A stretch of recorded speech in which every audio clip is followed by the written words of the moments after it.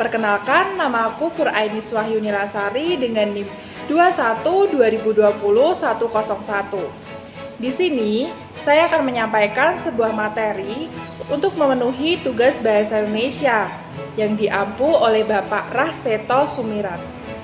Sebelumnya, aku mau tanya nih, kalian tahu nggak apa itu filsafat? Atau kalian pernah dengar masa abad Yunani, masa abad pertengahan, masa abad modern, atau bahkan kalian pernah mengetahui masa abad dewasa ini? Kalian asing ya dengan kata-kata itu? Yuk cari tahu bareng aku melalui penjelasan singkat video ini. Simak sampai selesai ya. Jadi, pada awal kelahiran dan perkembangannya, filsafat tidak dapat dipisahkan dengan kemajuan ilmu pengetahuan. Kenapa bisa begitu? Kita bisa lihat dari contoh. Telah ditemukan beberapa alat dan piramida yang merupakan salah satu keajaiban dunia. Ternyata, piramida ini pembuatannya menerapkan geometri dan matematika. Itu menunjukkan cara berpikir yang sudah tinggi. Selanjutnya kita masuk ke masa Yunani. Masa Yunani merupakan periode sangat penting dalam sejarah peradaban manusia. Mengapa? Karena terjadi perubahan pola pikir dari mitosentris menjadi logosentris. Jadi, pola pikir mitosentris itu untuk menjelaskan fenomena alam. Sehingga ketika filsafat masuk diperkenalkan, fenomena alam tersebut tidak lagi dianggap sebagai aktivitas dewa, tetapi dapat dianggap sebagai aktivitas alam yang terjadi secara kausalitas.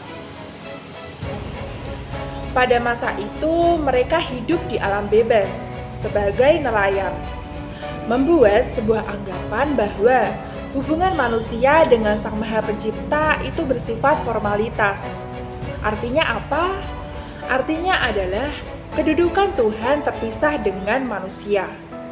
Kemudian, anggapan tersebut berubah menjadi sistem kultural religius, yang artinya Tuhan tidak lagi terpisah dengan manusia, melainkan menyatu dalam kehidupan manusia. Ahli pikir pertama kali yang muncul adalah Thales pada tahun 625 sampai 545 sebelum Masehi. Dia berhasil mengembangkan geometri dan matematika, serta menemukan sistem pengaturan pemikiran atau logika formal yang masih terkenal sampai sekarang ini loh. Pada bagian 3, kita berbicara mengenai masa abad pertengahan. Jadi, pada masa ini diawali dengan lahirnya filsafat Eropa. Baru nih pada abad ke-6 Masehi, setelah mendapatkan dukungan dari Karel Agung, didirikanlah sekolah-sekolah yang memberikan pelajaran seperti gramatika, dialektika, geometri, aritmatika, astronomi, dan musik. Pada masa itulah, kerajaan Islam berlangsung dan ilmu pengetahuan berkembang dengan pesat. Akan tetapi, setelah jatuhnya kerajaan Islam di Granada, Spanyol pada tahun 1492, mulailah kekuasaan politik Barat mengarah ke timur. Sebagai pengetahuan tambahan, pada masa peralihan menuju ke zaman modern ini, filsafat itu semakin dianggap sebagai pelayan dari teologi. Maksudnya seperti apa ya? Maksudnya yaitu sebagai sarana untuk menetapkan kebenaran-kebenaran mengenai Tuhan yang dapat dicapai oleh akal manusia. Setelah kita membahas masa abad pertengahan, kini kita beralih ke masa abad modern. Dikatakan pada masa abad modern ini dapat menempatkan manusia dalam pandangan pemikiran yang antroposentris. Antroposentris itu bisa diartikan pemikiran filsafat mendasarkan pada akal pikir dan pengalaman. Bapak filsafat modern yaitu René Descartes melahirkan konsep dari ilmu alam dan ilmu pasti ke dalam pemikiran filsafat. Beliau mempunyai maksud agar kebenaran dan kenyataan filsafat jelas dan terang. Pada abad ke-18, perkembangan pemikiran filsafat mengarah pada filsafat ilmu pengetahuan, menjadi ilmu pengetahuan yang pasti dan berguna, dengan cara membentuk pengertian-pengertian yang jelas dan bukti yang kuat. Pada abad ke-19, perkembangan pemikiran filsafat terpecah belah dan berakibat tidak adanya lagi pemikiran filsafat yang mendominasi. Giliran selanjutnya lahirlah filsafat kontemporer atau filsafat dewasa ini. Jangan bosan dulu ya, karena ini sudah masuk materi terakhir.